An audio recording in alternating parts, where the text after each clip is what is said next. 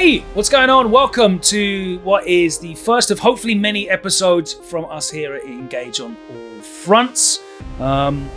What is Engage on All Fronts? Who the hell are we? Why should you even care that we're doing this? My name's Logan Sama. I have done lots of things in lots of other areas, but the most important thing to me is I have loved Warhammer for over 32 years. That's a long damn time. I am joined by my two friends, Morgan and Laurence. They've also done lots of cool things in other avenues of life, but they too share my love and passion of Warhammer and all of the ways in which you can engage with this wonderful hobby. And that's kind of what we're going to be talking about throughout all of the content that we do. So let's take this opportunity to introduce ourselves. Morgan, let's go to you first. Hi guys, thank you Logan. Massive fan of Warhammer, have been since I was a wee child, picking up little £15 sets from Dorset, random toy stores, because they used to stock them in the random toy stores back in the day. Excited to join you boys and share our interest for the hobby. On a collecting front, I love everything Space Marines, from retro Space Marines all the way to the modern ones. So that's kind of where my interests lie.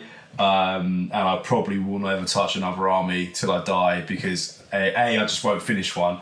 But B, I don't want to see anything else. Just give me those Marines. I want those Marines. So I'm looking forward to it, and I'll pass over to Laurence. I like that you didn't say Ultramarines, just Marines to seem cool. Just Marines. I didn't want to sully the camera. Didn't want to scare off potential viewers. Set people straight off the bat. It's like, you like Marines and you like Ultramarines too. Oh, right off. Here we go. Yeah. At least say like Blood Angels or something. Blood Angels. I'm Laurence. I've been collecting Warhammer since like Tower released in 3rd edition.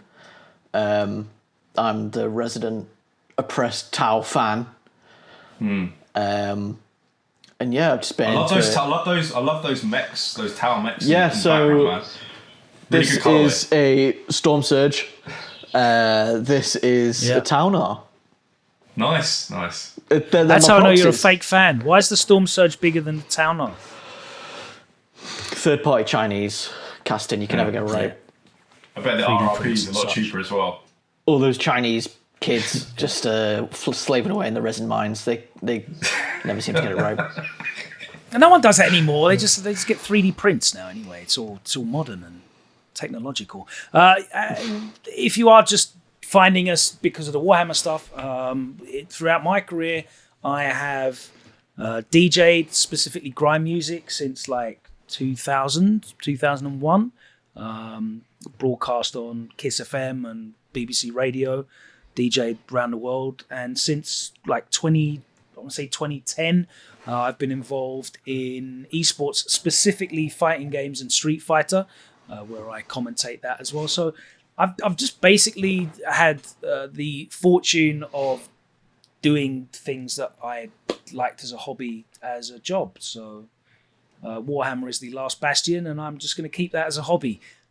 That's what we're all about here, talking about how we engage with the hobby in all the different ways, because we've all got like unique perspectives on what we like about Warhammer 40,000. Obviously, myself and Morgan are avid power armor enthusiasts throughout the different ages and marks. But I really like the painting aspect and the tournament side, the competitive play. I also like converting as well. I'm kind of interested in that. And the lore, big fan of the lore. Not like a super deep dive guy, but I have a very extensive collection of important books, none of which are leather bound, unfortunately. I couldn't get those editions. But yeah. Morgan, what's your special interest when it comes to 40k? Special interest. I mean, similar to you, man. Like, I definitely I like a lot of the lore. I would say less on the painting.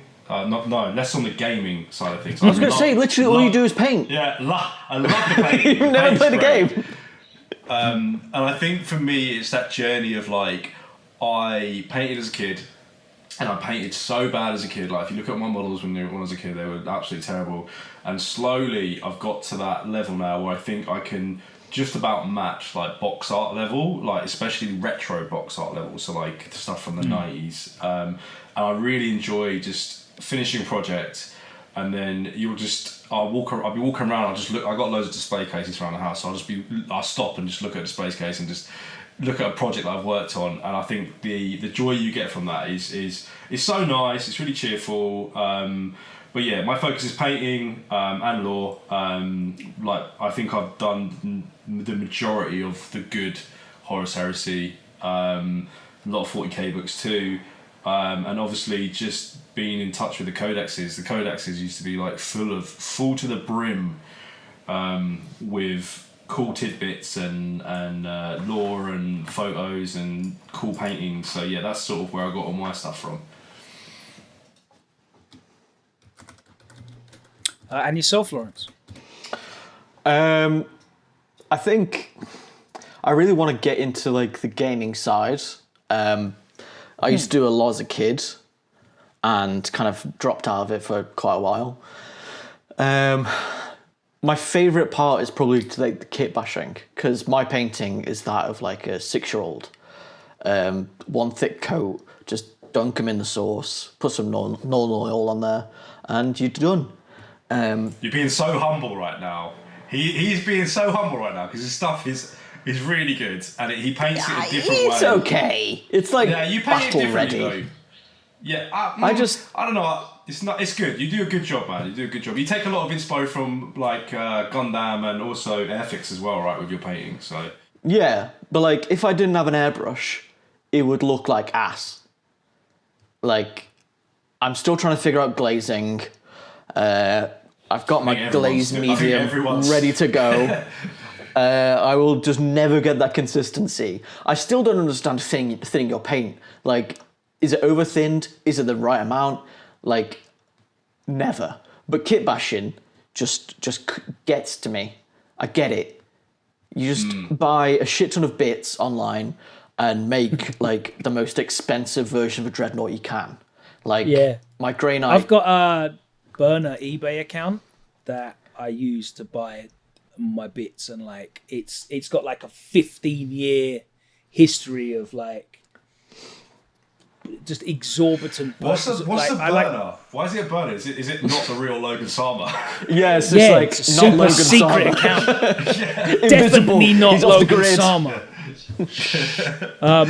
But yeah, like buying whatever, because back in the day when you used to be able to equip your guys with like multiples of bits that weren't box locked. I don't know if you guys know the term box locked. I imagine if it's on the box, that's what you have to build. Well, you used to be able to like give all your guys like a power fist, for example, or all your guys or multiple guys. Tau's a perfect example. You know, you could give crisis suit teams more options than actually came in the box. I mean, not anymore, of course. But yeah. Yeah, but you used to be able to do that. Yeah, right? you used to really get some funky sets. What they're doing moving forward is they're box locking stuff so that the option in the Codex generally matches what you get in the box. Like, has it got 2 power fists in? That's what you can give them. Cool. Yeah. And it kind of makes it easier for people just picking up you pick it up, you go boom, boom, boom. But I used to like min-max the shit out of everything because, as I said, kind of enjoyed the tournament scene. 2 plasma pistols, many years in the past. 2 power axes. I'd be like ordering 8 combi grav guns for my bike dudes, and buy a predator tank and put the turret on a captain. I've got like a bag of 25 Inferno melter pistols, and all like that. Just in a baggie at a tournament, like, hey kid, yeah, you want a combi plasma pistol? They're completely useless now, but I've wasted a lot of money doing exactly that, just getting and I love like the fact that my favorite thing about Space Marines, we'll talk about this as we talk about our subject of this episode, is like that interchangeability. And that's like really one of the fun things about the hobby, to be able to express your own tastes, I guess, and preferences by smashing stuff together without having to be a world-class sculptor. But it certainly helps, doesn't it, Laurence, to be able to fill them bits in. Oh yeah. Morgan, you also collect like retro boxes. as well. Yeah, man. We didn't talk about that, and that's one of your most impressive displays. That's to. I'm one of the very small selection of sealed collectors in the UK. God, that's a mouthful, isn't it? What that means is we spend absurdly huge amounts of money to track down box fresh Warhammer, and from a certain period of time. Basically, it'll be like second edition, and maybe first edition too. Rogue Trader bits. Third edition can go for a decent price, but it's not even on the same level. But if that plastic seal, like cellophane seal is gone, the value just completely drops off. If you have it with the seal on, it's like what it would have been on the store shelves back in the day, and I think that's what people kind of go crazy for, like trying to find that item that's never been touched. It's completely brand new in the box, and you have the ability, if you wanted to open it up, and it's the same thing with trainers, which is my background, right? So it's like dead stock trainers. It's like if you've got a dead stock pair, you always can wear a new pair yourself, and they generally command a higher price. But as soon as they're worn, same thing as like taking a car off the car lot, the value just absolutely drops off the face of the earth. So yeah, it's a funny one, but you know, with like Yu-Gi-Oh cards and Pokemon cards, like ratings, is there anything like that for Warhammer? Like, this is a PG-10. They grade them now. There's a company, UK Graders, that are grading the boxes, and I've been in touch with them. It's just I had to wait until I wanted to do it all in one go. That bankrupt you, surely. Yeah, it's pretty expensive. But I know someone who's got a Land Raider did. He did the Rogue Trader Land, and it looks so good. Just in the, I really like stuff graded. Like I've got a few Star Wars figures graded as well, and I just like seeing them in that PVC. It looks really cool. Until it's like a 1 next to it, and then it's worthless. Then it's worthless. I got this graded, and it's just dirt. That's the thing. But I'm not 100% sure when it comes to grading how it works with Warhammer specifically, because you do tend to get like a lot of like the boxes tend to either crumple inwards or expand outwards. So I've got quite a few that are like absolutely pristine, perfect, but I've also got like 1 or 2 that are a bit bent, and I wonder how that affects the grading. But I guess that's the story for another day. We have to do another episode. Oh shit! Get some stuff. Oh, hello. This is why it's off the grid. Speaking of grading, who's that on the front? Spider-Man. Magneto. Is that Deadpool? I've been playing too much Marvel Rivals, man. Did you play any of that? That game's amazing. Did you play any of that, Laurence? You didn't play it? Oh, so I'm the only one. So you're talking about I'm the only one playing it. Okay. Yeah. This is a Warhammer podcast. I know, sorry, it's diverging. Diverging. Well, look, I think this episode is dedicated to something quite special to all of us. Yeah. We're going to talk about that in a minute, because we actually have to still talk about cover. What we... Yeah. Yes. We're on script. Yes, there is. That's why I'm the host. The only professional one here. Come on, Logan. We're also going to be talking about what we are like working on at the moment, and that might just be a specific painting project, but also our general like goals for engaging with the hobby, what we're aiming for, what we're shooting for, and I will start if you don't mind. Oh, by all means, man. So basically, all of 2024, I was vicariously getting more and more involved into the comp scene. I went to a couple of tournaments in 9th edition, 10th edition dropped, and like my painting output, as these guys know, is notoriously slow because I just don't make the time for it, and that's something I really want to change this year. I started to change it last year, and I started working through putting together an army. So I wanted to get armies that are not competition level, because that's insane and never going to happen, but like really impressive, well executed armies on the table that I can also go out and play comp with, and like start playing in tournaments. So The most work that I've done so far is through my World Eaters. So I'm going to finish the World Eaters first. So I've got like a finished force. And then I want to start and go out and hit some tournaments in the UK, of which there's loads, like UKTC, and maybe some other smaller independent ones as well. And just start to get out there and engage more with the competitive scene and, put together some content about that journey. Because excellence has always interested me. I come into this from esports, dealing with competition and the Street Fighter scene and the guys that play in the tournaments there, and that always fascinated me. But I find the essence of competitive Warhammer 40,000 really interesting because it's a really cool community as well. The game isn't like chess where it's digital and everyone knows exactly what's going on. It's more of like a collaborative experience. It's super like hard-nosed and competitive, but at the top level, the guys that are really good have to collaborate to make a game work because the rules are written in such a big bloated way that there's like conflicting things, and even stuff like measuring and that kind of thing and lines of sight. It can all be an argument, but that argument goes away if you use like playing by intent and those kind of things. And I really want to get involved with that. So my main thing is getting an army finished. And I've done quite a fair bit of my World Eaters. I'm nearly there. And it helps as well, right? Because isn't there like an extra point or something like for having a well-painted army in the tournament? So no, it's just for being painted, like battle ready. Yeah. So you're basically, it's more like punishing someone for not painting anything. If someone shows up with like and not making any grey, effort. it's like -1 point, essentially. No, you get 10 points for battle ready.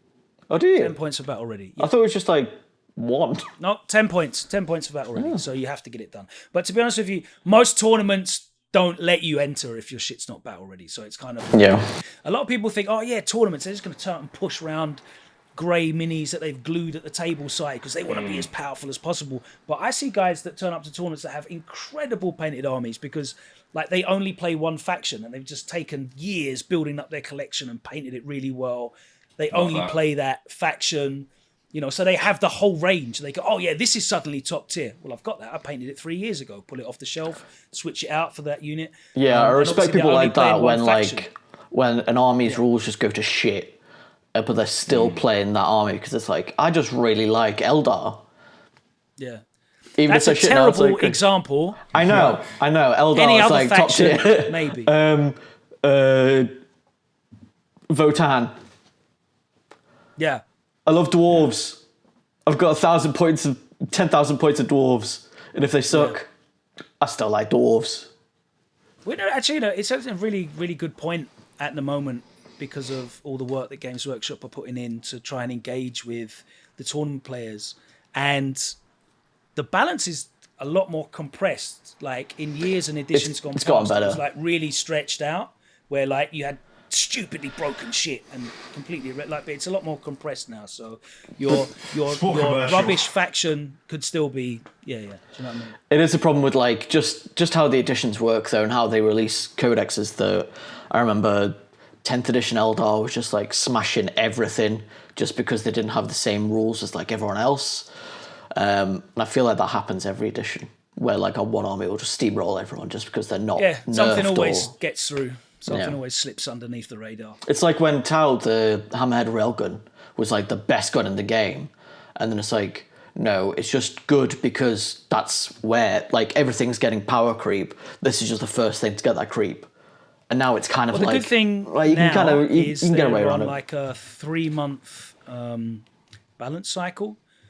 So they reevaluate everything every 3 months. So if something's really egregious, like they'll keep chipping away at it. So it's a lot more fun, and it really rewards putting that time and effort into a collection. And I've always wanted a really cool... I want to do what Morgan does and walk around and go, oh, look, there's 5,000 points of really beautifully painted Space Marines in my cabinet. That would be awesome. So I've done most of my infantry now. They're all nearly finished. I've got a couple of characters and Angron. Angron's my big project.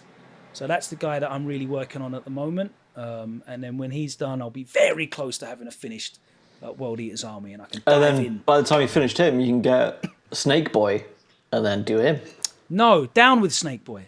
I'm up with Snake Down Boy. with Snake Boy. Up with snakes. Up with Stonks. Snake Boys. What? Full grown What have you stonks. been working on? Ironically, as an Ultramarine fan, up with Snake Boy. They're like completely opposed. Absolutely opposites, man. But that's my hedonistic sides coming out, man. So I want. I mean, that's Ultramarines and everything is opposites. 3 boobs on one side and something else. Built like a cat. On the left. Yeah. I was going to say, there's something I want to touch on there as well before we move on, because I'll forget it otherwise. You said about people bringing painted armies to tournaments, and it reminded me of like back in the day.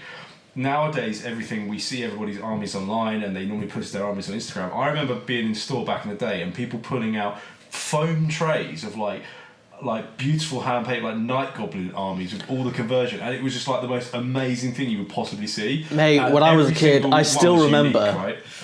I still remember going into my local Games Workshop in Newcastle under Lyme, the good one, and someone was playing with like a Night Lord's army, and it was fucking incredible. It was like Beautiful.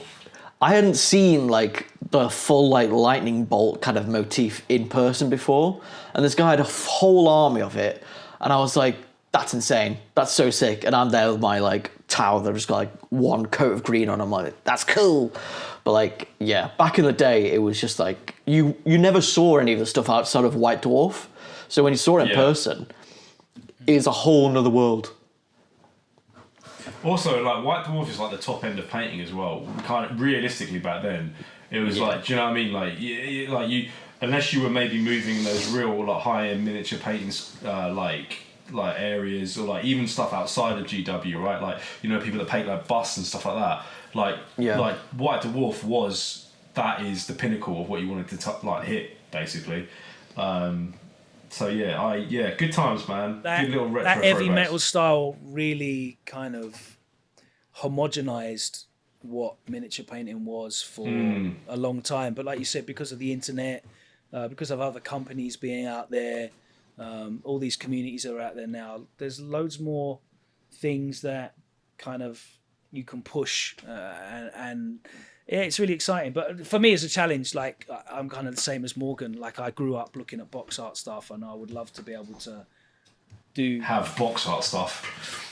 Yeah, you know what I mean. So that's kind of what I'm pushing. I also feel like if I have that degree of control when I'm painting, I can attempt other techniques because I have the control. And I think that box art style is really good for learning the control that you need to be able to do other things. You know? I mean, I like box art style, but I love like more kind of experimental takes on things, like that El Ministeri. I can never remember how to say El his name. Miniaturista, yeah. Yeah, El Ministeri. Like his stuff is insane. It's not box art, it's not heavy metal, but like the glow effects. It's not even finished. Like true. He doesn't paint the backs of some of them. Neither like, do heavy metal. They definitely do. Neither do I. I don't paint anything, to be fair. So. Do not turn them around, yeah. Don't turn my miniatures around. No, I'm really trying on these ones, which is an absolute... It's always... Do you know what... I remember when I was a kid, I used to... What are you working on, Morgan? We've got distracted. What are we working on? On a tangent. Right now, I'm working on the Devastator Sergeant from the 2nd edition box set of the Devastators. So this little guy, I'll try and get like a picture if you can't see like a good focused image in the camera. But he's my first. So I've been working on a little 2nd edition. I want to do like maybe 500 or 1,000 points.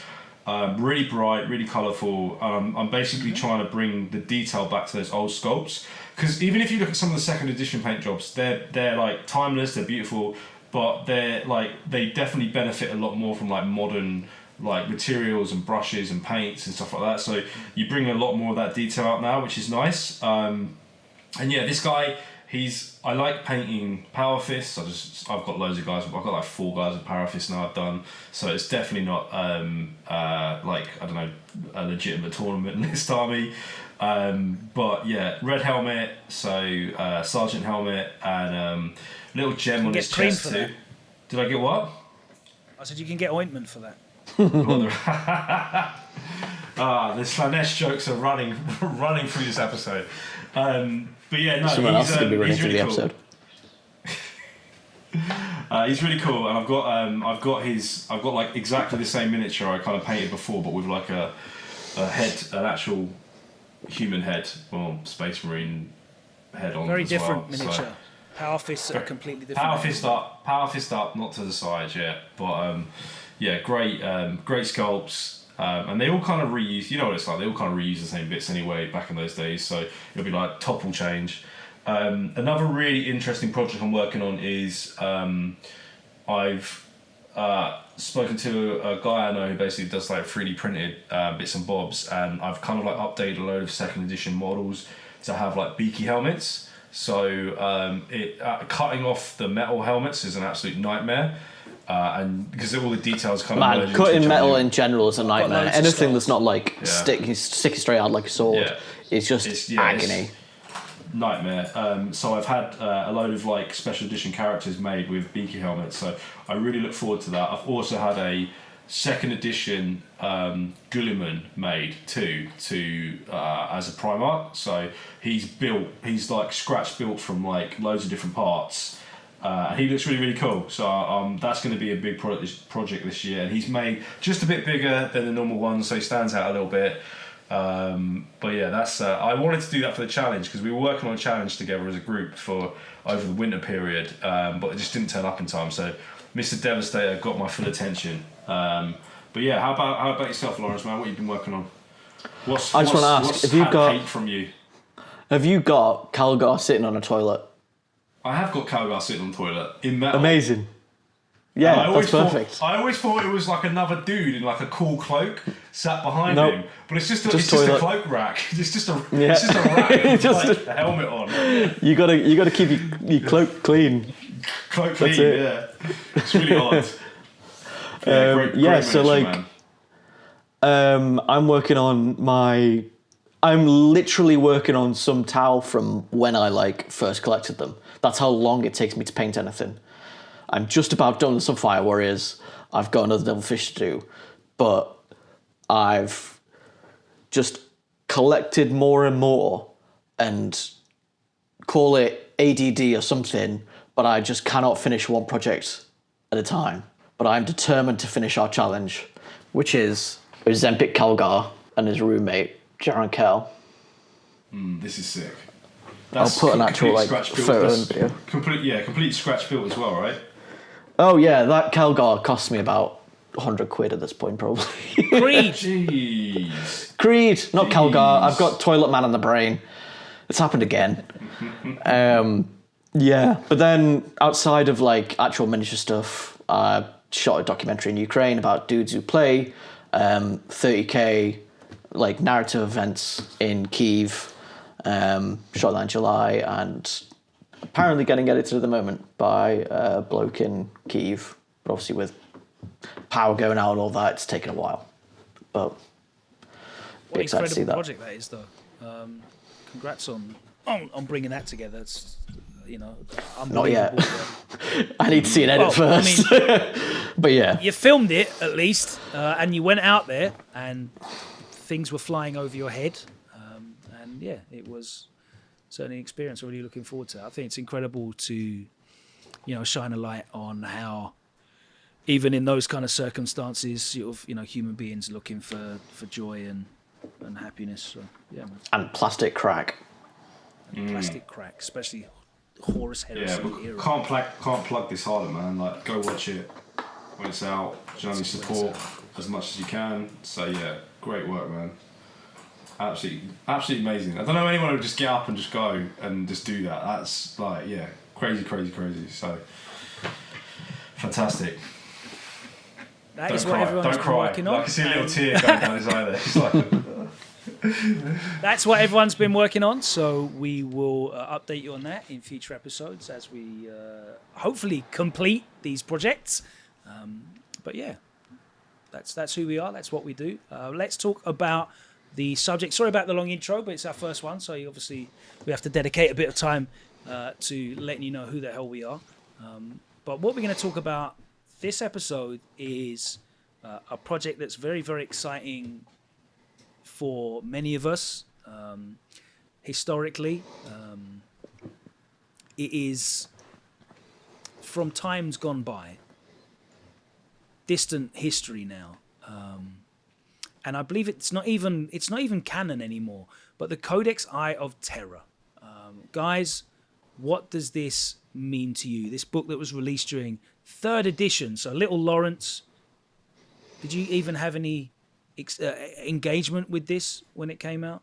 Yeah, to a point. But obviously I collected Tau, and they are literally like the one army that was left out of it. I think those Tyranids, I think, as well. There's literally like a footnote in the Codex that's like, so the Imperium and Chaos are battling it out, and these guys just watched. So going into like the store and being like, I want to play some games. It's like, you'll count as Imperial Guard or something. I was like, okay, fine, whatever.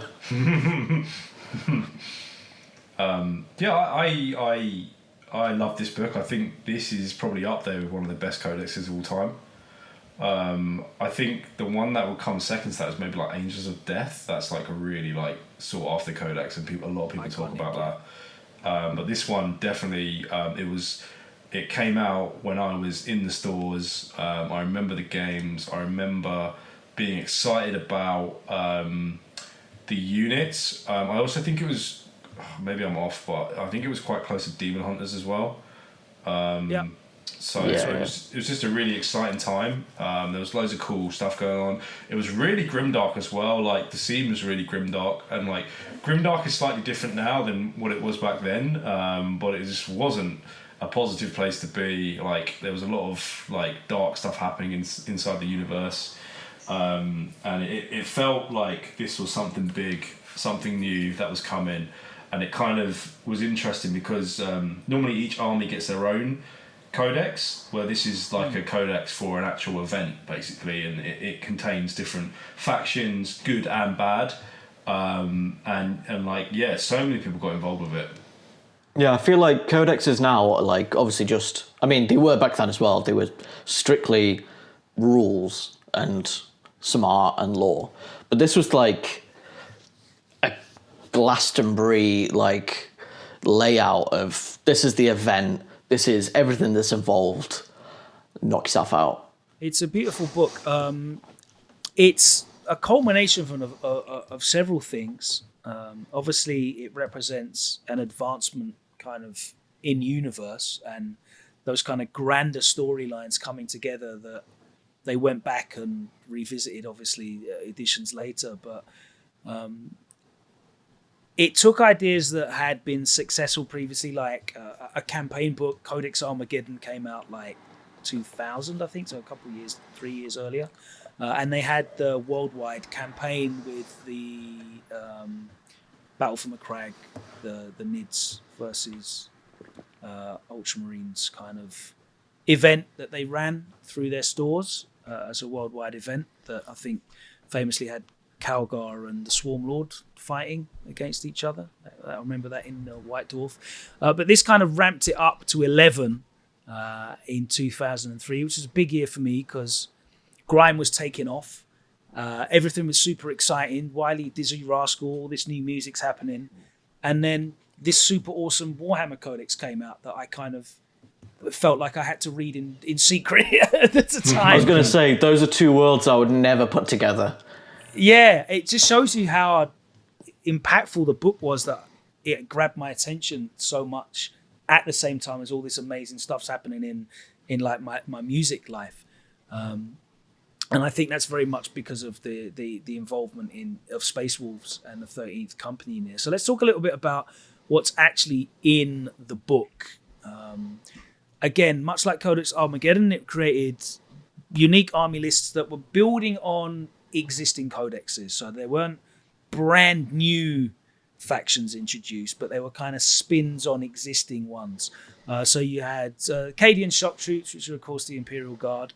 You had the Lost and the Damned, which was effectively like renegade Imperial Guard with a sprinkling of Chaos Space Marines in.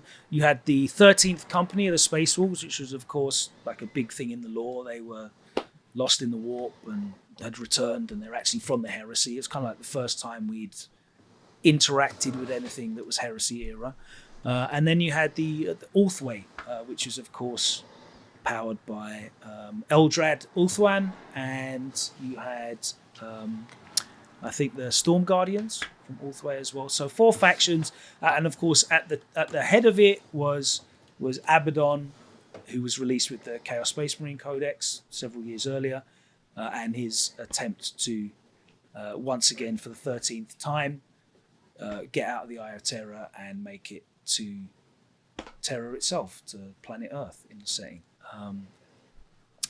It was a huge deal at the time. We'd never really seen anything like it for multiple reasons. I think let's start at the thing that caught most people's interest out of us three, and that's the modelling aspect of it. Because several of these, specifically the Lost and the Damned, which I think is what Laurence engaged with, and the 13th Company, which is what I engaged with, presented some really interesting modelling opportunities, didn't they, Laurence? Yeah, so Lost and the Damned came as like a standalone box of infantry, but it came with Cadian Guardsmen and a sprue of like mutant bits. And I think that might be the only time I've heard of like GW mixing products in a box in that way, to be like, yeah, knock yourself out, make some weird shit and just go wild with it. Whatever you do, it counts, blah, blah, blah. But like some of the things people were creating, because it was just like a free-for-all. People were using like Beastmen parts, like crab bits, just goblins. There's loads of orc bits. Everyone's famous guy, everyone's favourite orc guy is the man with a wheel for a leg and an orc arm. Fantastic. I'm just looking at it now. Such a good unit. There was basically like no rules, because it was a way to just effectively smash any kit together that you wanted, which is incredible. I also like the tagline for this saying, "The foulest blessings of chaos are most richly bestowed on the hordes of the mutants." Like what? You gave him a wheel for a leg? That's not very... that's not a blessing. My guy got shafted. He got a big arm and a tiny wheel. I think it's really cool, like that sort of mutant angle as well, because you don't really see a lot of that out of Necromunda, like like mutations and that sort of stuff. So seeing it on the tabletop and seeing people create it, and like I'm just looking at the photos now. You've got like the whole unit of the Traitor Guard, and you've got some Chaos Spawn off. It's such a mad army. But like the Chaos Spawn, you've got like sense. zombie parts, Catachan bits. You've got everything in there, and it's like I just love that. And I think that's what kind of started my love of like kit bashing, of being like, you don't have to follow the box. You can just go mental with it, do what you want, and just make some really cool things. Yeah, crazy. The big muties, like one of these is, I think, it's Ogrin parts, random bits off of God knows what chaos model that is, but literally you could just do anything you want, pretty much. So I mean, you've got the Ogrin with the crab claw, and the 2 random arms, and I'm pretty sure extra arms and you've got some from a rat ogre there. You got some from, I think one of that's from something from Slanesh, that would be from a Keeper of Secrets or something, like the old crab arms. And I'm pretty sure the Chaos Prince guy at the bottom, isn't that head from Fantasy? Which one? Yes, that would be Marauders. Yeah, that's what I mean. Like, there was loads of crossover. Absolutely, throw everything in. Just a whole bit box, shove it in. Yeah. And you get yourself a whole new army out of it. So that's Lost and the Damned. The second one... Now this is more Logan's territory, right? Oh yes. This is the 13th Company, the coolest Space Wolf company. The original Yiffers. So for me it was really cool because, like I said, it's like the first time they came charging out the Eye of Terror. They'd been lost for 10,000 years. They were part of the Horus Heresy. It's the lost 13th Company, and you had all these conversion opportunities because you just basically smashed together chaos. The idea was that they had been in there so long that they started salvaging bits of traitor marine armor to repair their own. So they had like patchwork armor with different parts, and you could take, you know, Chaos Space Marine kits and Space Wolf kits and all the Marine kits and sort of just throw them together like the ultimate kit bash, but without it looking like scary and mutated and chaotic like the Lost and the Damned. It's still in character of what a Space Marine is. Yeah, absolutely. So it was a completely different way of converting. Like it was meant to look like it wasn't mutated. The silhouette's supposed to still look the same. You know, the themes are meant to be coherent, and I had loads of fun making an army for that. I ended up selling it a while ago. I've still got some of the unfinished Grey Slayers that are here, and they look tiny now. It's so funny seeing these old firstborn dudes, absolutely tiny. But it was so much fun to just put together all these kits and find parts. I made everyone's just doing converted characters as well. I made like a Ragnar Blackmane conversion that had 2 lightning claws. I cut Ragnar Blackmane's head off. This is the old metal one, by the way. I had a Dremel. Don't know if anyone remembers dremeling metal, but it gets so hot. Yeah, incredibly that'll hot. burn your house down. And you can't slip as well. You can take your finger off. Well, not take your finger off, but you'd like end up, it would skip across the mini and you'd like just lose I still detail. do that now with plastic, but yeah. So I did that, and I replaced his head with the head from one of the Wolfen kits, and we haven't even spoken about that. I think the Wolfen kits were one of the only releases outside of the original Creed for this, because Creed was released for this, wasn't it? Yeah, It Creed was specific like mini launch. the guy for this.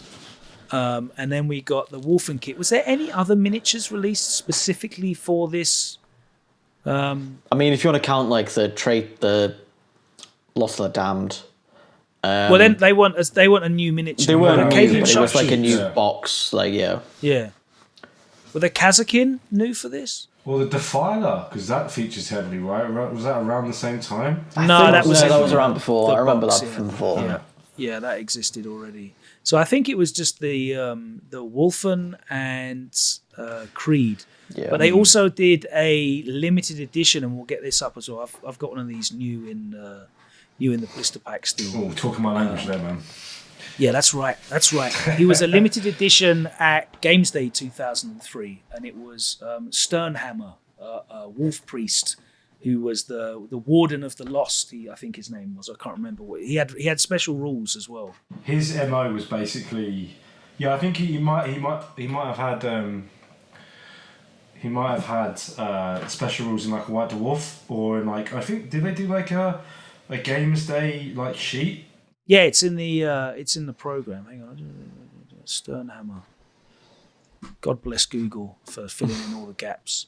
Yeah, Warden of the Lost. My God, my memory's sensational. And his rules were in the Games Day program. Yep, that's right. Hey. So if you went to Games Day 2003, like Nope, myself, I did not. I did. I think I was at that one. I think I was at that one. Weren't you 4? Nah, I wouldn't have been 4. don't make Logan come off that old. I would have been like 12 or 10 or something. I don't know. What was it? When did you say it was? 2003? Yeah. Yeah, 2003. I would have been like 10 or 11. 10 or 11. Yeah. I'm 91, so... I was like 13. Yeah. Yeah, 13, there you go. I went out with my dad. Dad took me up. Most boring day Nice. ever for my dad, who is into landscaping and tractors, and that's it, and nothing else. There's tractors in Warhammer, they just have turrets on them. And there's landscaping, you can build like, just get some of that green flock and be like, go make a hill, Dad. Could have put him to work to make terrain for you. Yeah. But yeah, so those models came out. I think the Wolfen were really quite shocking as a release at the time. Everyone really loved them. Just the concept of it was super cool. And The Wolfen were like dope when, like, I remember I knew a guy at school that collected Space Wolves, and they were cool back then. Not what they are now, but they were dope. And then these guys came out, it's like, you know what? Maybe Tower was a mistake. Still to this day, questioning yourself. Then I realised that everything sucks apart from the Tau. Okay. For the greater good. He says with a servitor tattoo. It's quite interesting with the Wolfen as well, though, because I'm pretty sure they're the only models with mixed match of Chaos and Imperial armor, right? That are actually cast, because everything else you just build it yourself. But those were exactly. the actual example of how they did it. So if you look at the pictures, you've got some with a leg, like they've got a berserker leg or something like that. So it's quite interesting. But obviously, what you do see across... There was something else as well I just want to point out about that. They were all only armed with generic weapons, which was like Wolfen claws. But some of them had like broken chainswords, which was pretty cool. I think the sergeant... Yeah. He's got like a broken chainsword, so he's basically just smashing you over the head with a busted chainsaw. That's what was pretty fun. But yeah, that was definitely the case there. Man, it must have been so much fun to build the army. I'm just looking at, got like a Terminator Captain, Terminator Lord, wherever it is there, with twin lightning claws. But yeah, I think a point to notice as well, like they don't tend to, and what I think is quite cool is they don't tend to use like any chaos icon. I don't know what the word is. You know, what I'm looking for. Yeah, it's all like you were encouraged to like iconography. You were encouraged to like scrape it off or whatever. Yes, yeah, because they're still Imperial at the end of the day, right? They don't want to. Yeah, that's right. Oh, and I forgot to even mention the coolest thing about them, which is that they actually had grey armor. This is when they look like the pre-heresy. I love this colour scheme. So that was a big thing, and that really made them stand out because you had the metallic of the chaos parts.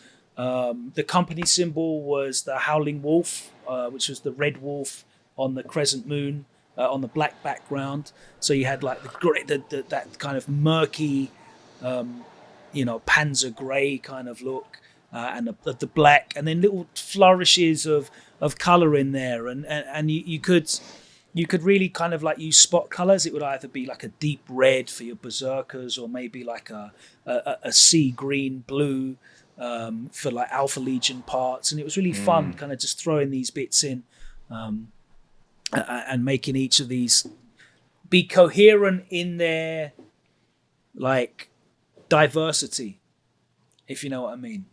You got me wanting to start a 30th company army now. Well, it's funny you say that. That's on my bucket list of something I want to do. Once I get that's the third thing that I want to do. Are you going to do Primaris? Or are you going to go legit? No. So what I'm going to do is I want to buy your old army that you sold. No, because it's painted nicely, but I know I'll be able to do way better now. I'm really excited by this because I literally thought about this like 4 months ago. I want to do a 13th company force using the newly rescaled 30k plastic minis. Yeah, and that's a good idea. Yeah, and the current rescaled Chaos Space Marine range, because they're both the same size and they're both a lot bigger than the old. Like I've got the guys here because I was ready for. These guys are tiny, so small. Let me see if I can put this next to it. Like it's quite comical how the difference in size. Yeah, that's like 3 kids in a trench coat compared. You know what I mean? It's so, and this guy's not even got a head on.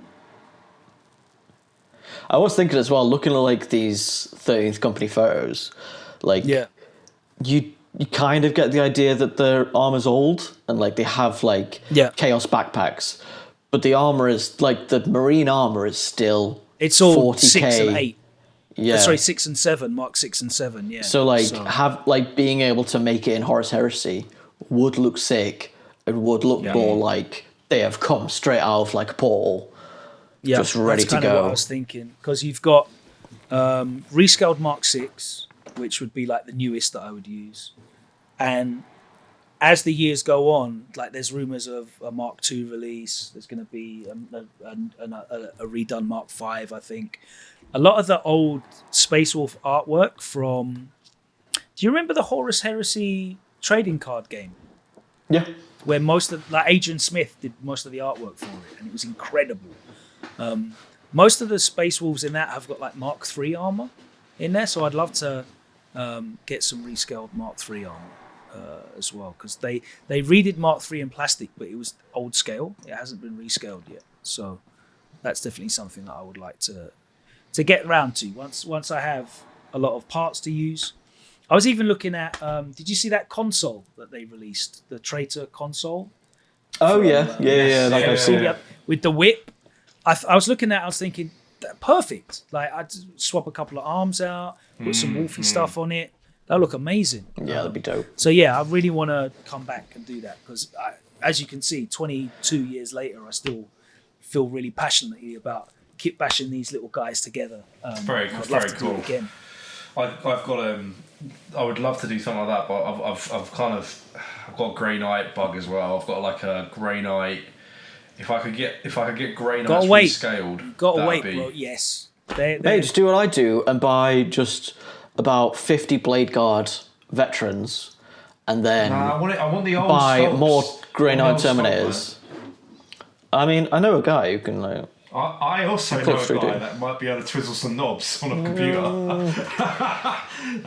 But yeah, my Grey Knight army is probably the most expensive thing I own, just because it's like a whole Blade Guard veteran army with more like Grey Knight Terminators. So now I've just got like a load of Grey Knight Terminator bodies left, because it's like, I'm not going to use them. I just need the shoulder pads. Mate, two excellent forces. Well, look, that's the key focus. What's our next talking point on this list? I think we can talk about now, regarding what happened, like with the lore and the narrative, because we said it's one of the first attempts at pushing things forward. The most interesting thing about this is it was like one of the first big retcons, because it never happened. It was all to dust. It never happened. Eldrad Ulthuan, of course, famously perished on. Yeah, he straight up died. He died. That'd be like, I don't know, the Emperor just being like, "Oh, sorry, you died." He got like sucked into a black hole, I think. Yeah, as you do. We've all seen Interstellar. Yeah, he's still there. Don't believe the lies. And we had the 13th Crusade happen again. I think it was in 9th edition when Abaddon. That was the 13th Crusade again. Was it 9th edition? Yeah, I think it was. It might have been 8th or 9th. It was in the last. It was in. It feels like it happened ages ago. Like, so this is good. This is really good for us, right? Because basically, I have memory of like the early 2000s, and then I have the memory of like now, whereas Logan's kind of got that real nice bit in the middle where it all kind of went a bit fucky, and it's like he's definitely my point of fact when it comes to this, because he's the encyclopedia of this podcast. Yeah, I do remember checking GW's site every few years and being like, wow, there's a cool slew of models that have come out that I haven't got around to buying or won't get into, and then obviously I came back into the hobby and spent tons of money. I mean, my thing was just checking Forge World and seeing like the not Crutoxes. So it was 8th edition because it was actually part of. I knew it. Gulliman back. I beat Logan in remembering stuff. Oh, I'm terrible at remembering stuff. You're the encyclopedia. You're the guy who knows everything. I don't. I'm not.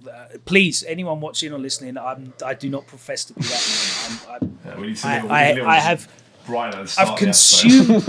I've consumed everything. Doesn't mean I remember it all. It all exists in like a nebulous cloud in my ADHD riddled brain. We pull facts, and I'll remember it like like a madman in a sanatorium as flashes come back to me. Oh yes, that happened. I can't tell you when, where, or how. But yeah, they ran back the 13th Black Crusade, and Rabute Gilliman somehow came back to life, apparently. But I prefer this version because it was way cooler. They also retconned the 13th Company as well, which was kind of sucky for me. Did they? Because, yeah, I guess it never happened, so like, yeah. Never happened. So the Wolfen came back when Magnus invaded Fenris. And they came back to defend Fenris, and if you notice, the Wolfen miniatures that exist now have these kind of really ornate Space Wolfy armor on. Yeah, they suck. That's because they found these suits of armor in the Fang that were massive and didn't really know what they were for. Specifically for dogmen. They were specifically for the werewolf chaps. Just in case. So yeah, which is a lot less cooler, I think, than having a band of guys run out of the Eye of Terror that have been stuck there for thousands of years. But it is what it is. It is definitely cooler. It's like the whole lore against like Korax being this big demon crow in the warp, like hunting down Erebus, is the coolest thing you could possibly have. But I guarantee when they re-release his model, it's just going to be Korax, the guy. Whereas like having the Wolfen come out of the warp because they have been mutated by the warp is dope. And having to like scavenge together the armor, I really liked it. Was it the warp that mutated them? It's kind of the same idea no. that they're in the warp, but I guess it's they were like more. I think I'm mixing my. So they had that already. The Curse of the Wolfen is a thing already, but like the proximity to the Eye of Terror kind of exacerbated it. The 13th Company was where they put all the cursed dudes anyway. Like they just So normally in that situation, if it was modern day and they were outside of the Eye of Terror, the Inquisition would have come and fucked that shit up, basically. Well, they tried to. Actually, that definitely happened, and Logan Grimnar told them to fuck off, which is why the Space Wolves... Get out! Get off Space Wolves dogs! Space Wolves, when they're not riding dogs, are the coolest fucking Marines. That's what they do. Isn't like the head HQ just a guy on a dog sled? No, thankfully, I've heard that they're not... that we're losing the dog sled in the sick. Space Wolves in a world of like artillery and god-ending weaponry, a dog pulling a sled is not really like that cool. Yeah. I know. It's almost as ridiculous as a man standing on a horse as your general. But you know, true. It's a metal horse. It's a robot horse. It's Robo Horse. Is it? Yes. I don't know. There's a Death Corps of Krieg one that he looks pretty not robotic to me. But that's not a horse. It's like it's got like little toes instead of hooves. Totally different thing. Gross. Floating tanks for me, and weirdly stupid looking Nerf gun devastators with a little. You'd love T-shirt Tau. cannons. You would love Tau. That's all it is. It's funny in the competitive scene. Everyone makes jokes about how, like, you know when WYSIWYG was a thing, like what you see is what you get. I don't know. If yeah. I was like, what the hell's a WYSIWYG? Everything has to be a WYSIWYG. Where like, oh, this dude's got a melter gun. Well, you better model him with a melter gun. That was a thing that for ages only really applied to Space Marines because everyone knew what everything was, and everyone would make a joke about NIDS player were like, what's the big fucking dildo thing? Like it's the dildo. Purple dildo 3. Like, is that the barbed strangler or is it the fucking the barb diddler? Is it the throbbing custard chucker? Who knows? Like it's the same. No one knows what anything is. So they've always got away with it. But yeah, that always tickled me when. The injustice against Space Marines, even back when you had to paint them the right colour to use the specific rules. Why? Why do I have to paint them the right colour? What if I don't like painting green? You got to use all your Tau set rules when they were painted the wrong colour, didn't you? Yeah. Some green Tau, but you were using those Monk car rules. Weren't you using those Tauyon rules? Yeah, all of that. I loved Farsight and I just could never play him. Yeah. Because I painted him green. To those, that shit's all gone now. Thank fuck for that. So no more don't do WYSIWYG. that here anymore. Gone out of it. Oh, an interesting thing that I've just seen on the Wikipedia page whilst I'm going through it is the 13th Black Crusade begins in M41999, which again got wheeled all the way back. Called police. Because they couldn't, we can't actually have the timeline moving forwards. That's not allowed. What is it now? Isn't it like 43, 420? They retconned that. They even retconned that because between Guilliman coming back and now, they had a weird time slip of about 100 years. So they had to actually go and re-release one of the Dawn of Fire. Those books, those Primaris books. Yeah, the first ever one had to get re-edited because No way. dates in that didn't line up. Yeah, they had to re-release the book. That's actually so goofy. But I appreciate them doing that. Like, they might not get everything right first time, but they are trying to fix it and be more consistent. So I'll be positive there. In terms of what happened at the end of it, obviously nothing happened. It never happened in the end. But it was really cool to be part of a worldwide campaign when it was happening. Did any of you guys send in any of your game results to be part of the... I didn't. I was 13. I couldn't write yet. But I messed You had the internet in 2003, Laurence. Come on. Not in Stoke. Even up north. No, in Stoke we had pigeons. We had to send in our battle reports on pigeons. Just picking off. Yeah. I think it's really cool that I think we touched on it a little bit, but the campaign was a narrative driven campaign, right? So it was kind of like what happened in real life in all the games actually applied to the lore and the story afterwards. Like, obviously we're talking about the retcon, so it didn't happen now, but at the time it was quite exciting to be able to contribute to that sort of story. And there was another campaign that ran similar alongside with Warhammer, right? It was not the end times. We spoke about this before. Dawn of Valton. Yes. Yeah, and that was a cool one too. It's like that's the guy. Convenient. That's very convenient. Always got a strap. He's waiting for someone to mention that, and then he's like, BAM! That just shows you how often I clean my desk. But yeah, that was. I think it was really cool that you had those. The stakes were high. Your games counted. Who ended up winning in the end, Logan? Do you remember? I'm guessing it would be Chaos, right? No, it was like a the original one. No, it was a stalemate. It was a stalemate. Oh, so wow. I remember that there was like a space battle and like a planet battle. And I want to say Battlefleet Gothic was involved because that was still a thing. And I remember seeing people playing like Battlefleet Gothic matches, and that was sick. And that's one game that I wish they would bring them back.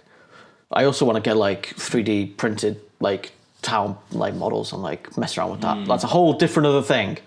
But yeah, I think the result was it Chaos won in space, so Cadia couldn't, but then like the Imperium won on the ground, so they couldn't get any like backup from space, so it just stopped.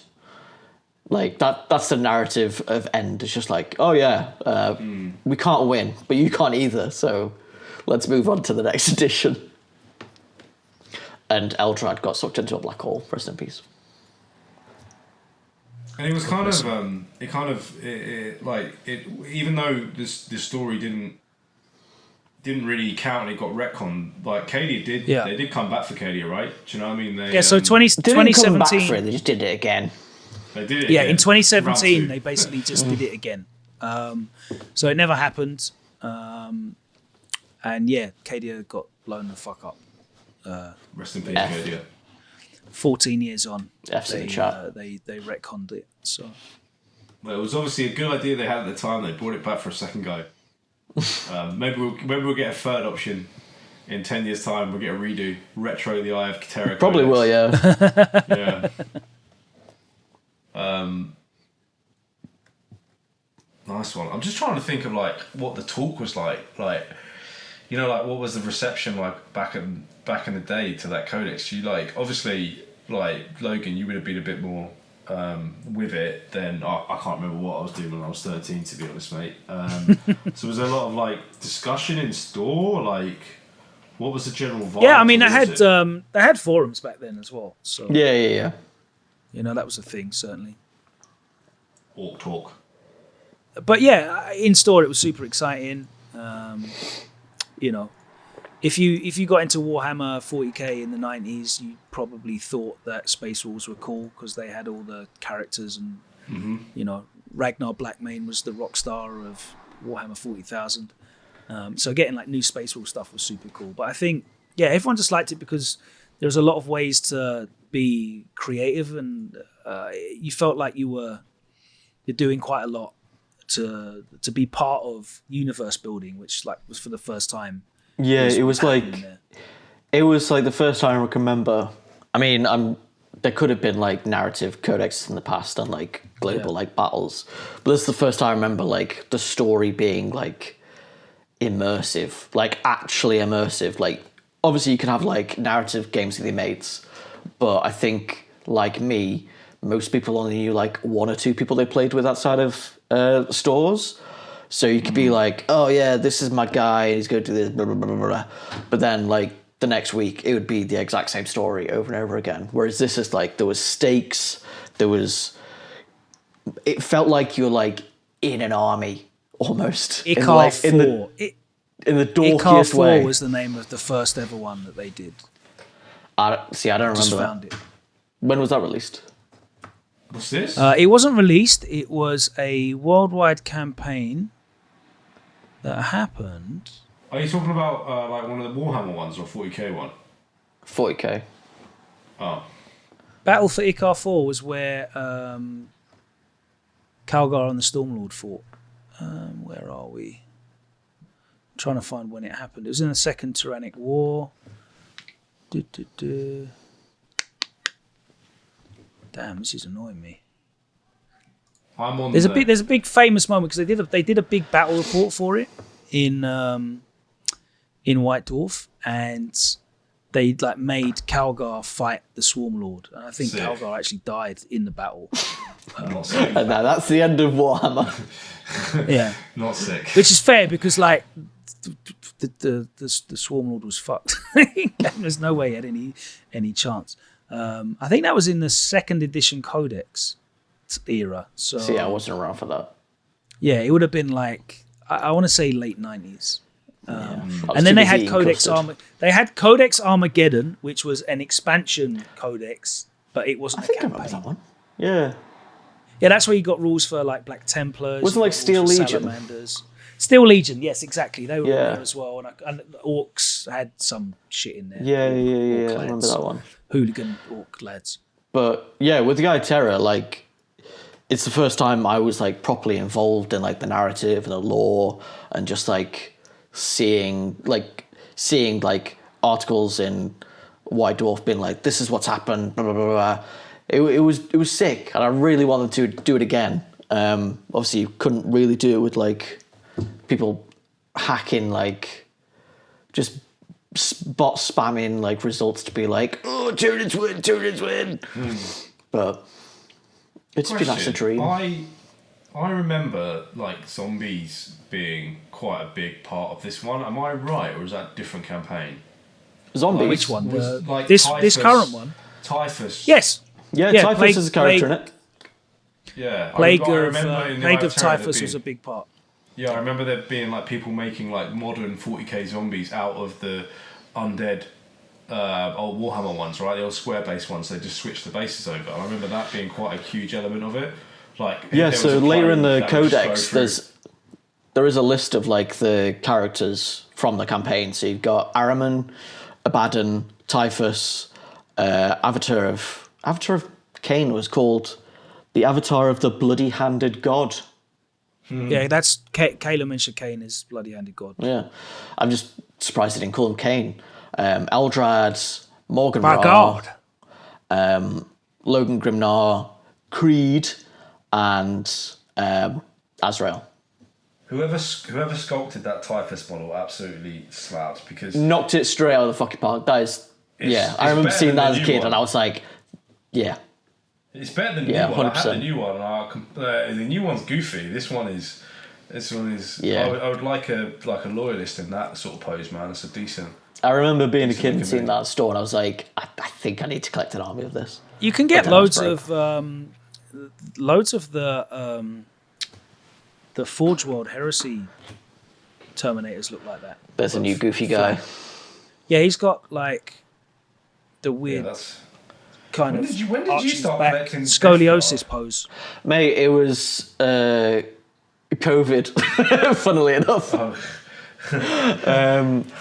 But I just Fair thought play. I was getting tired of like painting sleek, cool Tau and just being like, I want to get gross with it. Right up a bit. Yeah, that's cool, man. You have to put a picture of that in the thing. Man. Oh, well, I can't see it on camera so well, but it's dope. Also, not finished. No, that's fine. No. It's like 90% done. One day. You're surprised. Yeah, I'll finish something. The problem is I'll finish something and then immediately think like, I could do that better. I do. Do you know what? I was just thinking. I'm looking at the character sheet now and just going through. And I really did like Eldred, and I did like that Ufwi Strike Force. I thought just color wise on Eldred. That color scheme is dope. Like the bone and the black works really well. Yeah, it's beautiful. That's another one. Maybe one day. I do always like flirt with the chance of doing some Elder and then get bored and switch back. But maybe one day. I really like the Farseer models. I always just think they look really cool. Yeah, they're sick. Just like the warlocks and all that sort of stuff with their sword and cloaks. Just think it's really cool. So yeah, I'd love to do a little retinue or something. We were just like talking about basically the impact the campaign had. I was interested to know how does it compare to like the modern day sort of equivalents, which would be maybe like Psychic Awakening. That's like quite a modern one, right? Kind of I think the most recent is the 10th edition launch with the Space Marines versus Nids, where it was like, it wasn't really like a payoff, where the payoff was like, if Space Marines win... Yeah, they did do that, didn't they? Yeah, it was like... It's like who's going to get revealed first. Yeah, it was like everyone buys the...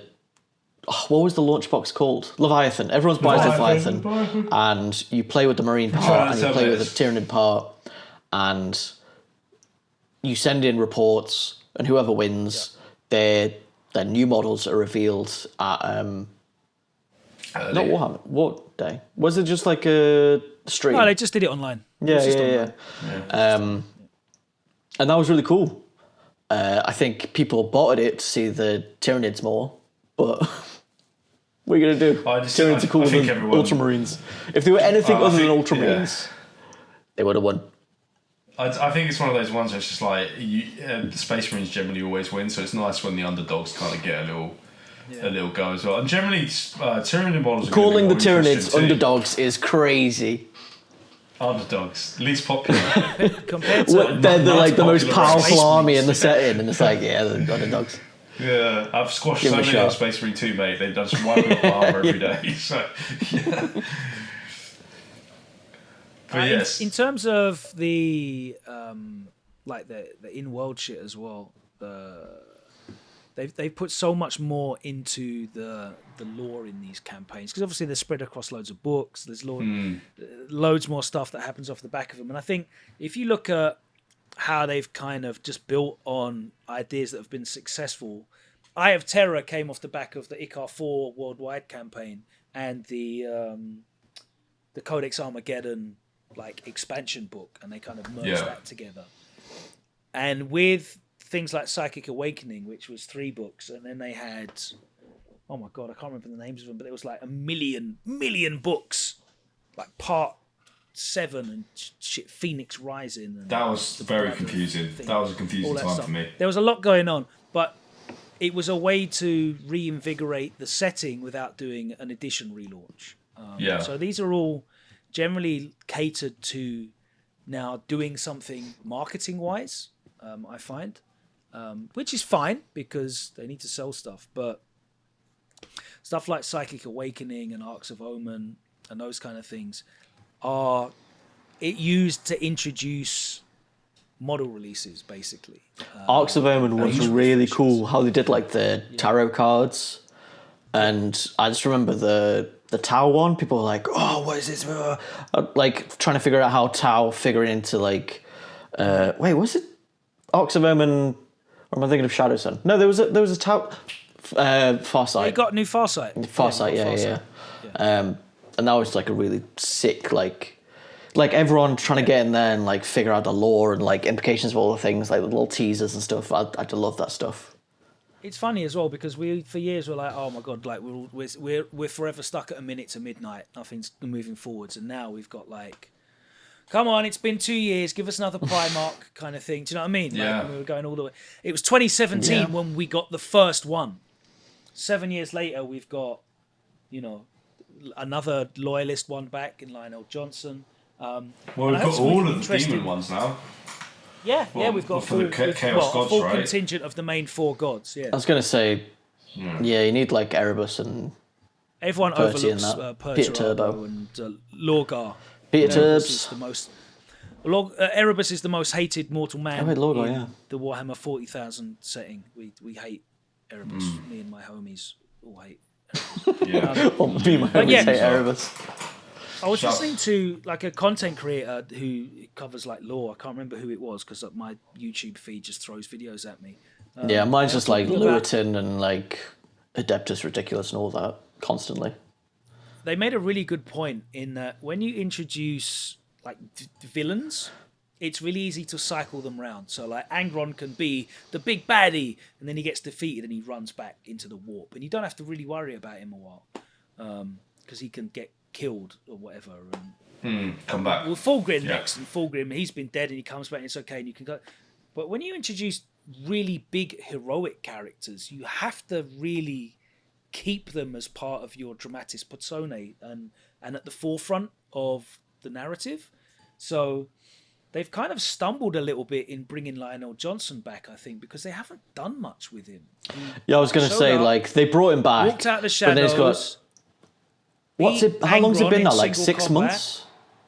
He hasn't met anybody yet. That's what I mean. He needs to meet. He met Dante. He had a dream on a boat and met the Emperor on a boat or something. Yeah. So it's a lot harder when they bring these heroes back rather than either creating new ones or that kind of thing, because there's so much weight now on. So when people are like, "Oh, when's Lehman Russ coming back? When's Korax coming back? When's Vulcan coming back? Oh, bring back Dawn." All of these guys. The champion of autism for all of us. God bless you, Dawn. Defeating chaos. How do you feel about that? Righteous power of autism. What's that? How do you feel about autism? No. What are your thoughts on autism, Logan? What does it feel? I was thinking like we all know that the Chaos Primarchs they ran away into the warp. They lived. They could be talking to each other, and they were having like interfights with all the legions. So there was always. They've always been in the setting. Yeah, they've always been there, right? Yeah. The ones we're bringing back now, the hero ones. Half of them we didn't know were alive. Or it was rumoured, right? Or there was like whispers and stuff like that. And both of them were canonically dead. Yes, yeah. But when you bring those I don't know. big guys back, yes, they've been saying that Lion's been asleep on the rock for like he was asleep, and Gulliman was asleep. Wasn't it meant to be what's his face as well? Luther, and it could have been Luther or something, right? Like they let Azrael let Luther out the back door in the book that they did recently before Did he let him in the back door? He was captured on the rock when they came back and went in a Raven on the Battle of the Rock, which he got influenced by Vashtor chaos. blew it up, of course. But yeah, it's there's a lot of pressure on them, and it has only been. If you think about like the length of time that this setting's been around and how slowly it's been to bring people back, and the idea of a Primarch getting to own a Primarch model that's contemporary was an incredible idea for all of us. That started playing it in the 90s. So having 2 of them now is crazy, and the pressure to make the most of them in the setting and have them be central to everything is way more than like these demon Primarchs have kind of floated around in the background, and you've got Vashtor now, who's like a demon prince of the Dark Mechanicus, which we'll probably see added at some point as well. There's so many factions, so many characters. It's really hard to not get in a situation that Laurence found himself in of, there's nothing for my faction in this little campaign thing that's going on. Yeah, so why should I care? Because there's like 26 factions, I think. I mean, like 12 of them are Imperial Space Marines. But I was going to say, you got Space Marines, Space Marines, Space Marines, Space Marines, and Space Marines. That's a lot of fan bases to try and mesh into a coherent, well-made storyline that is also a fun release and fun to play, and that's a lot of pressure, I think. And be interesting to see how they deal with that. And I mean, the biggest problem I have fitting with that we're talking about Eye of Terror, because that was completely retconned 14 years later. They had to just roll it all back. So it kind of shows you the pressures and the difficulties of all of this. And maybe we will see edition refreshes that go again and do retcon the setting a bit more. That might have to be something that they do more moving forwards to fit everything within as it continually grows and expands. I feel like we'll see more with like Amazon and that. I think they'll probably retcon some things to make it maybe more palatable, more consumable, and that. Yeah. Well, like what we were talking about with the Primarchs coming back too, I think it's really interesting because if you think of like Chaos has always had these demon Primarchs, right? It's always kind of been like an equal side push. Like the Imperium is pushed equally against Chaos, and no one's the victor. But once you start adding heroic Primarchs in, I almost feel like Chaos is going to kind of be on the back foot. So there's going to have to be quite a big event or another big bad to come out that's going to be able to challenge them, because the Primarch should be able to stand toe to toe with Abaddon. I mean, I'm not being funny, but like the whole like universe is split in two by the Eye of Terror right now. You've got like. But if you had Dawn come back, Korax come back, Leman Russ come back, I don't know, they could do something with Blood Angels again and have like a vision of Sanguinis. Like, there's a lot to play with there that are going to leave Chaos like. Ferrus Manus coming back. Man. Ferrus Manus is coming back, baby. Legion of the Damned. Not 100%. We're going back. Headless, just a big chunk of metal. Yeah. Melton. Yeah. I think there could be some really interesting, like, big changes, and I'd love for that to happen. I also think we're probably gonna see retros of second and third edition models at some point, as in like retro sets. They've always done that. Oh, you mean actually completely reissue? Well, they already do that now. They do that, yeah. They do made to order. It's made to order. I reckon they're going to do like actual box art with stuff like that. I can see that happening. They could do like interest in it. You know how like World of Warcraft Classic was like massive, and it's just come back again. Yeah. And now you've got like, isn't there like Overwatch Classic as well? Like same as Fortnite. Fortnite's copied and doing like Fortnite Classic. So potentially there could be like 40k Classic, where it's like 4 armies. You got Orcs, Eldar, Space Marines, and Imperial Guard. That's all you've got. I can see something like that and happening, it's like, that's a tough one, and I'll tell you for why. They have Warhammer Classic. That's the old world, right? So they have that now. That's for your nostalgic people. It exists. That's true, actually. Yeah, that is Warhammer Classic. They painted themselves into a corner because Horus Heresy. They made Horus Heresy, which isn't a retro game. It's a historical game. So it's a weird one. It's almost a side game. I can't see them. Yeah, I can't see them doing like a retro game system. I think it'll be very interesting to see them embracing the nostalgia more. Because they could just reissue a Codex and be like, this is like tournament. They did it with a lot of the artwork where they took the old Codex covers and the old White Dwarf covers and put them on t-shirts. And there's some love for it. Yeah. So they're going back and acknowledging that, like, dorks like me and Morgan, who are people love this stuff. Small children love all that old stuff. So, and there's clearly a marketplace for it because, you know, Morgan pays thousands of pounds for an Ultramarines dreadnought sealed in box. This is just a lump of metal.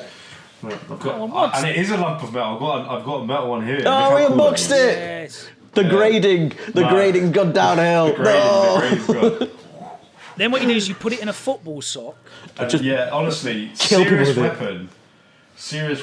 I was actually thinking the other day, like, there was another model that was like 3 times as big as a dreadnought. And I was like, man, if that was in metal, I think it was in metal. I was like, that must be there. I was like, Thunderhawk. I was like, hitting someone with a Thunderhawk would kill them, legit. I mean, there is a metal Thunderhawk you could buy that's like $3,000. Yeah, but you imagine you have to put this go with like dowels and stuff. Yeah, I mean, imagine getting hit by a car. I I remember true. when they Same made feeling. that. I'm old enough to remember when they made that Metal Thunderhawk. It came in a wooden box. Numbered, wasn't it? Yeah. It's a special yeah. kit. Yeah. Doesn't it come with like the signature of the guy that like sculpted it as well? Quite possibly. They go for a lot of money. They go for that even predates Forge World. Forge World didn't exist yet. I don't think. Yeah. I would love a Thunderhawk. Yeah. Oh, I'd love a Thunderhawk in my army. I want a Manta, so if you're buying like stupidly Yeah. expensive models, buy me a Manta. Oh, definitely, man. Don't worry. It won't be it won't be metal, and it For won't stunting be. on people, you have to get the one. More. You got to save up for it. Don't worry about having kids. Just Yeah, a Manta is my Warlord tie-in. I'll be honest. How big is a Manta? Do you It's even the own biggest a thing they town? make. It's like Oh wow. Laurence, do you even own a town? Are you? no, Incredible but a town art isn't a Manta. So I mean, no, but it's a town art. It can have fights against your RXO at the back there. yeah, but a town Manta art I could like Titan? throw people. Yes, Titan the town. Yeah, it's Titanic. I don't know if you can use it as a Titan. Yeah. I'm googling Towner. Yeah, it's Forgot this one. fucking massive. Oh yeah, that's that chunky boy. Super cool as well. Really cool. They did a great job. £170. You're calling a Tau thing cool? Yeah, I love. Oh, loads there's of hope stuff. for you. Ghost, Yeah. Ghost kills are one of my like favorite minis. Ghost Kill is the Made. best model that Super fucking cool. GW have made. The fact that like the hatch opens and stuff, oh, incredible. Really like it. Really like it. But yeah, I think that's a good Excellent. point to draw a line underneath our incoherent ADHD riddled ramblings. It's been enjoyable, boys. I've enjoyed this a lot. It was good fun. Good to go down memory lane. We have to get some Recording our ideas. neurodivergence for posterity is certainly a thing. Yeah, this is labelled under evidence. Yes, yeah. But yeah, hopefully you guys have enjoyed that. It's just us talking about important projects, moments, experiences within our engagement with the Warhammer 40,000 hobby. We're going to be looking at loads of different subjects and topics throughout the future episodes that we do. We're going to be doing hangouts and looking at painting progress, and hopefully we'll be engaging in different ways as well, where we'll get out there and go to events, experience things in person, talk Yeah, that'd to be the cool. community. Really, carry on doing some of the stuff that we're all doing. My love of tournaments and painting, Morgan's love of retro, Laurence's love of making amazing video Conversions. content. My word, what an incredible endeavor that has been, and I can't wait to bring you more of that. I like how Logan said videos and Morgan went conversions. Yeah, Conversions. yeah, it's all about. It's about he cuts the things up and glues them back together again. Yeah. And of course, we'll update you on some of our progress. I've got my Angron. Morgan's got his space sergeant. Shoot Just for a the guy. stars, Doesn't sound bro. the same. Shoot for doesn't the sound stars, same bro. level. really, yeah, he really knocked it out of the park with a bit of metal from Thank you. 1984. One guy. Yeah. And Laurence with the Creed. Ozempic Creed. Ozempic Creed. Younger man Creed in his earlier days before Cable Hey. fell. The Necrons have been treating him well. Absolutely. His 15th Juvenat treatment has brought him back to his prime. Thank you so much for joining us. Please do all the regular stuff of liking, subscribing. Drop us a comment. Tell us what you thought. If you've got any feedback on anything, our ramblings, our audio quality, our video quality, if you like our graphics, if you're really impressed by our painting abilities, anything at all, if you think we're all massive cunts, we'd love to hear all of that. So please just type and hit like and engage with us in some way. Engage with us on all fronts. And we will continue to On do all that fronts. with you. We'll see you next time round. Thank you very much. Take care. See you later. Bye bye. Cheers, boys.